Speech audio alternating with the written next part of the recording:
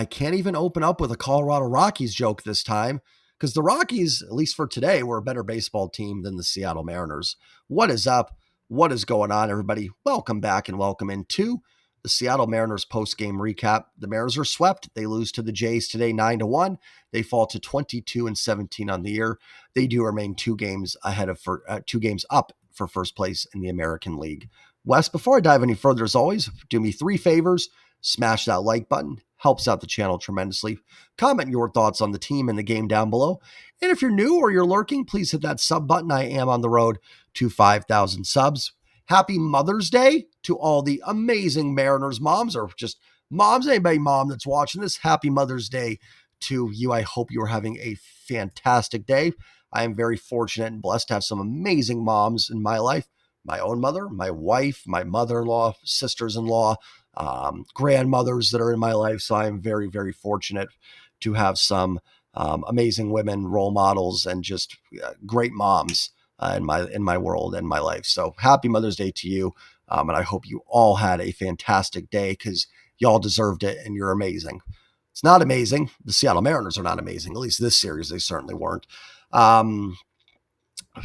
Baseball is...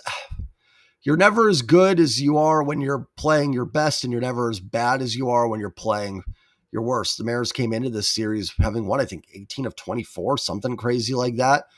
They weren't that good. They weren't going to continue at that pace all season, and they're not as bad as they looked in this Jays series. However, I will say, while the first 2 games were frustrating and had some, definite low points, there was a little bit of like, man, the Jays just found some holes, made some great defensive plays, which they deserve credit for. But I didn't feel like the Mariners were completely outmatched. Today they were. Today they were blasted. They earned every bit of this loss today, for sure. So, a game I thought they could get. You always want to try to avoid sweeps because that's just where it can spiral from. I talk about that all the time. You want to spiral the wins, but you don't want to spiral the losses. Had you been able to salvage a game here, it's even like a little bit, you can look at it like a football analogy. 1-2 and 0-3 is a massive difference. 1-2, you're a game away from 500 back in this. 0-3, you got to stack together 3 straight wins just to get back to 500. Now, that's a big picture versus the small picture of one baseball series, but that is kind of the same principle a little bit here. So it's something the Mariners have struggled with in the past. They've been extremely streaky. And the good streaks are great, right? We've seen one this year where, you go into a game going, this team can't lose. But then they get in these streaks where you don't even know how they possibly couldn't lose a baseball game. Now, 3 in a row is not panic time, and we're talking more big picture here. But you just don't want that to spiral. Like I said, instead of going 1-9 in 10 games, you got to find a way to turn those into 3-7s and 4s and 6s. Bad play is going to happen throughout baseball. Even the best teams are going to have stretches where they just get beat. And I'm not saying the Mariners are one of the best teams, but everybody goes through that. But you just have to minimize the damage. It's going to be tricky because now you got the Yankees coming in for 3, and then you go to San Diego to play the Padres. You could play good baseball and go 2-4 in that stretch, which is another reason this series becomes all the more frustrating here, for the Seattle Mariners. But, the good news is they had those stretches early in the season. I shouldn't say early, like last week. And so, that's why they are in first place. Probably a series that if you're the Mariners, you should, as a team, just flush it away, get back out there and do what you need to do tomorrow and try to find a way to get a W and get back in the win column and get to it. There shouldn't be panic, I don't think, in the building.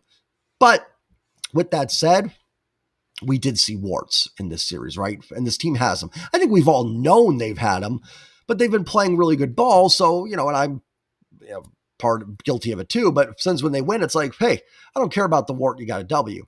But there are warts on this team. Now, the good news is 2 of them, injuries to probably your 2 best pitchers, are healing. Those warts are healing, and they look to be on the way back. Kirby probably in that series that they're going to be in Houston on the next road trip. And Logan's going to start throwing from a mound next week. So maybe 3 weeks after that, something like that. I'm not a doctor. I shouldn't speculate on that, but probably sometime, within the next month, you should feel pretty good that you've got Logan back. That's going to be a huge help to this ball club.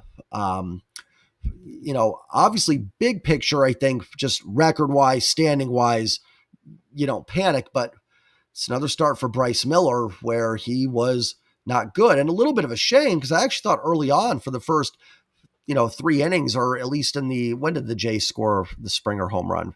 In the fifth, with 2 outs to go in the fifth, it's 2-1. I thought Bryce was actually pitching probably his best game this year. Maybe the Reds game was better, but in that vicinity at least. And then it just completely got away. And again, Bryce after the game talking about some, issues, some soreness, some fatigue and stuff like that. That fastball to Springer that he destroyed out of the ballpark was at 92.7 miles per hour. And it's not like Bryce was at 115 pitches in August, right? This is his, sixth start of the year, 6, 7, somewhere in that range. And he was only 75 pitches in when he threw that pitch to Springer, and he's not even hitting 93. Listen, I don't think the Mariners are very cautious with injuries.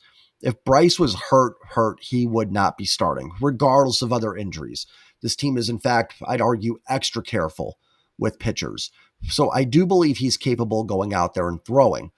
The problem is right now you're not gaining anything from it. If Bryce was throwing 5 innings, maybe only going 5, which he is anyways, but let's say he was going 5, giving up 0 runs, 1 run, 2 runs, and just struggling to go deep into games, I could understand a little bit of like, hey, he's giving us, good outings. He's keeping us in ball games. We're going to keep pitching him. But he's not doing that right now. There's nothing you're gaining with Bryce Miller being out there outside of the upside that he gets back to 2024 Bryce Miller, which I'm hoping he will, and I'm confident he will. He's a good pitcher. But what's there to gain from throwing him out there next time? I think you do have to think about either ILing him or skipping a couple starts, or I will still say I don't think it's a terrible idea to send him down. Not a demotion like, dude, you're in AAA now, but you're going to start a couple games there, so you're still seeing live hitters, and these are the things you're going to work on. We're going to build up that arm strength so you don't feel as fatigued. We're just going to focus on the command. You're going to throw the same pitch. You're just going to throw the splitter 80 times until you feel comfortable with it. But it's going to be against live hitters, so if you get them out, you're going to get that confidence going. Whatever it may be, do I want to watch Jonathan Diaz and Casey Lawrence make starts for the Mariners? Bleep no. Of course not. But I don't think they'd be doing any worse than what Bryce is giving you right now. The ERA's ballooned up over 5. He is not giving you a chance to win ball games. The only starts he is giving you a chance to win is because the offense, has kind of bailed him out. Now, the offense was terrible today, and it shouldn't get a pass. It needed to be better against pitchers that I think they should be hitting in Lauer and Urena, but like, they've been good this season. They were going to have a rough series, just like the pitchers last year, right? If Logan Gilbert in June had a bad start, it does happen. He's been good. Now, I don't think this offense has earned the benefit of the doubt that the pitching has in years past necessarily, but it's still top 5 in WRC plus. It's still leaderboard in most things. Just sometimes you do get beat. But like last night, that 3 runs with some better pitching could have held up, right? Like Friday, they hit some balls hard that just found gloves. Today, they were dreadful. They were, but that's their first like dreadful offensive performance since maybe the Tigers series. You could say last Sunday against DeGrom, but I don't even think that was that bad. They had some base runners and they got down big and just kind of fell apart there a little bit. But I'm not going to lie to you guys and say like I have the utmost confidence in the offense. I do see a world where they could drop off for sure, but I'm not going to blast them yet. They've earned themselves a little bit of leeway here. And you might be saying, well, Jay, why are you ripping Bryce Miller? But, excuse me, Bryce Miller does have that as well. I want Bryce Miller to be better. I'm not talking about shooting Bryce Miller off to the moon here, but something is not right. I don't know if it's injury. Just need to IL him and let him rest. It's something he needs to work on the side, but it is not working right now. And truth of the matter is the starting rotation, if this is Bryce Miller, and I'm confident it's not going to be, but as of right now, this is Bryce Miller, what we've seen in 25, this rotation's not good, right? Like it's really not. Luis Castillo is not the ace he was, when he came over in the trade. I think he can still be effective, and he has been. Pitched very well against Miami, pitched fine against Texas, was good against the Tigers. Castillo is fine, but he's not your bulldog ace anymore. He's more of a 3-4, maybe. Emerson Hancock has done a nice job since coming up, but I think we kind of view him as a ground ball back end starter. Logan Evans doing his job, but again, more back-end starter. Brian Woo's been fantastic, but that's it. And then Bryce Miller, truthfully, isn't even giving you major league quality outings. So that's non-major leaguer, fifth starter, fourth fourth starter. And, Woo is, I know we don't like putting this guy's a 1, this guy's a 2. Woo, maybe a 2, a 1, whatever. You've got one good pitcher and then a lot of we don't know what we're going to get out of the rest of them. And now, like I said, the good news is, like I said, with the warts, the warts could be healing here because Logan and George are working their way back. Logan Gilbert, I should say Gilbert now because we have Logan Evans on the team. So that can get healed up. So I'm not panicking about it at all because, again, you probably don't have your 2 best starters. That's going to be a problem for any baseball team if you took out their 2 best starting pitchers. It's going to make your rotation a lot worse. But I think we're expecting a lot from a rotation that right now, quite frankly, is just not good. And the winning's masked some of this over the last few weeks, which is fine. That's what winning's supposed to do. It's what's great about winning. It can hide the warts a little bit. It's a wart remover you can put over, or a Band-Aid to it. I shouldn't say winning's a Band-Aid. Winning's why you play the game, but you know what I mean. And now we're seeing it, right? This series was a good example where do they get swept if Gilbert and Kirby make 2 starts, or each make a start in this series? You don't know for sure. Maybe they do. Gilbert and Kirby, like I said last night, aren't invincible, but I think you'd feel a lot better with them making starts here, that you maybe get at least one game in this series for sure. So, definitely mixed bag for me. I'm not in any sort of panic mode. The team is in first place. That matters. I don't want to just blanket problems either with first place because that happened last year, right? Oh, hey, they're still in first. They're still in first. They're still in first. They have a 1-game lead on Houston. As the 10-game lead dwindled. But they are still in good position. They've just got to get it right. Show that this series was a fluke. I think that would be a call out to the team. Show that this was just a fluke. The fans that are frustrated and going, here we go. This is the Mariners. Don't blame, and I don't blame you at all if you have that mindset. I don't blame any fan mindset. If you're sitting there going, dude, not worried, baseball, I'd agree with you. If you're worried, I get that too. I tend to be kind of in the middle there. I'm not going to panic over a sweep because these things do happen in baseball.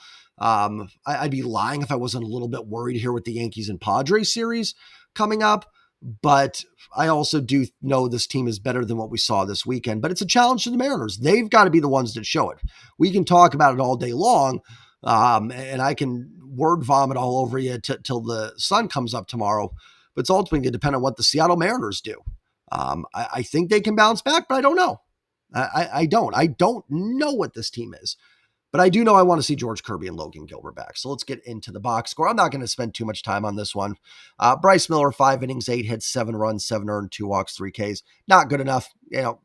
Challenged Bryce yesterday. Not that Bryce is watching this. He certainly shouldn't be because he should not be coming to me for advice. But we needed it. We needed him today to step up. And it looked like early on he might be, but it fluttered at the end there. Colin Snyder, 2 innings, 4 hits, 2 run, 2 earned, no walks, 1 K. Troy Taylor, shutout inning, and Leo Rivas with a shutout inning with 3 hits and a walk. So Rivas giving up 4 base runners and not giving up a run. Impressive. Maybe Leo Rivas steps into the rotation. We'll see. Just kidding. But good for Leo Rivas. Mariners offensively do nothing today. 4 hits, 2 walks, 1 run on the Dylan Moore home run. That was good to see against a righty. Randy extends his on-base streak. JP does collect 2 hits. I'll be honest, I don't remember. Oh, yeah, that's right. He had the leadoff double that kind of dropped into no man's land. And then the other one was in the 9th inning when I was barely watching it. So that's why I didn't remember too much. And Cal Raleigh works a couple of walks. I will say Mitch Garver, if he's not going to walk, he's got to hit. I am starting to get kind of back to frustrated there because for a while. And the OBP is probably still decent, but you do have to hit eventually. Like Garver, I think, has 2 extra base hits this season. You got to show something. And one of those home runs is off a position player. Now, when it happened, Mariners were on a high, and I sat here and told you, hey, it counts. And it does, right? I'm not taking it away. But, now we're 2 weeks later, and he still has 1 home run, and it's off a position player. So, come on, Mitch, give us something here. But, other than that, just a rough game. A lot of offers in there. And a tough performance in a game I thought they could get and bounce back. So let's see how they can do tomorrow. I don't think Max Fried is going for the Yankees tomorrow now. I think it was supposed to be, but I think he's pushed back. So you'll get Wu against Fried, I believe. I don't see the starting pitcher announced for the Yankees, but it'll be Emerson Hancock for the Mariners. And you know what? Hancock's pitched well. He deserves some, I have a little bit of faith in him moments. So see if we can keep that ball on the ground, keep the Yankees at bay here. And, maybe the Mariners can get a game, get back going a little bit and get some of the good vibes back. All it takes is one win. All it takes is one. It's frustrating when these things happen, but you win tomorrow and we're back feeling okay about this baseball team. So again, if you're in, if you got the head in the clouds and you're not worried, I would say you should have some concerns a little bit with Bryce and how will this offense, continue to perform throughout the year and the rotation. If you're completely doom and gloom, I would say, listen, they're still in first place. They've hit a rough patch. Teams hit those. Now it's time to see how they respond. In years past, they've spiraled and let these get out of hand. They can avoid doing that this year. These series do happen. So we'll see. We'll see what happens tomorrow. We'll let the baseball speak for itself. Have a great night, everybody. Again, happy Mother's Day. And as always, well, first of all, like, comment, subscribe. And as always, go Mariners. Peace.